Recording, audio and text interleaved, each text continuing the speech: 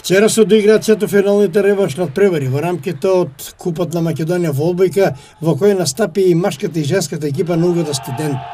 Машката екипа во Штип беше поуспешна и во вториот реванш меч и ја победи екипата на Борец од Велес со резултат 3:0 во сетови, а истиот резултат беше и на првиот меч. Со тоа ти обезбедија пласман за понатамошните полуфинални надпревари, каде што ждрепката ќе покаже кој од екипите на Вардар, Струмица или Пробиштип ќе биде следен противник. Во Скопје пак женската екипа на Угода Студент беше поразена од тимот на Јанта Волеј со резултат 3:0 во сетови и е елиминирана од понатамошните куп надпревари.